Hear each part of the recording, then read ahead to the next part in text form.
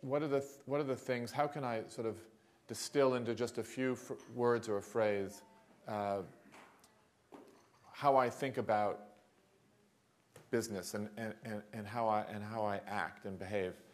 And of course, that's a very American thing to do, which is to distill things into a slogan or into a series of initials or something like that.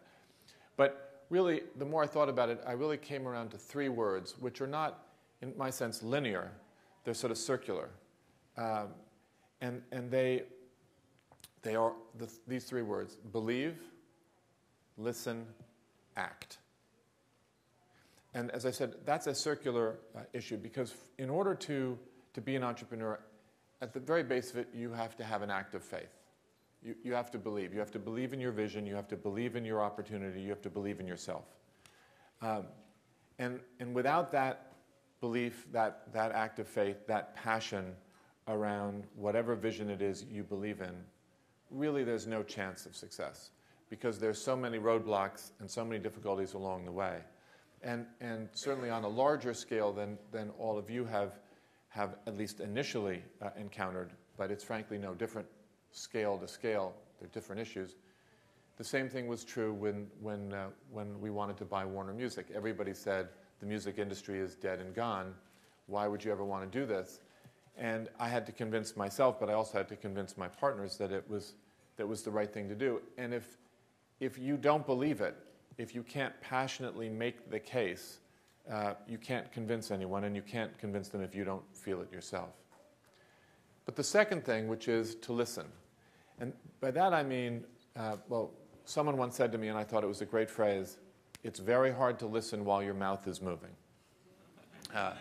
And that is true. But the second part is, no matter what you believe and no matter how much you believe, there has to be rigor around what you commit to doing.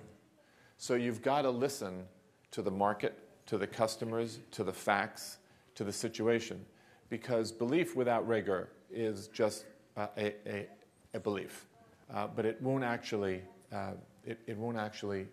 matter very much, and you will not then act in the right way if you haven't properly assimilated all the facts surrounding whatever vision or dream you have. And the third issue, which is to act, it sounds obvious, but in fact, inertia is the strongest force in the universe. It is actually very hard for people to do something different than what they're used to doing.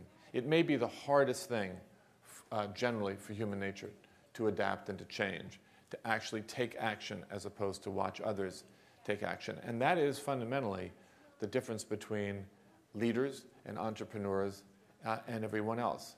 It's not that leaders necessarily have better ideas or entrepreneurs have better ideas. It's just that they act on them. And that's a huge leap of faith. So in order to act, you have to believe. And in order to believe, you need to listen. And then once you've listened, you need to act. And that's why I say it's a circular issue.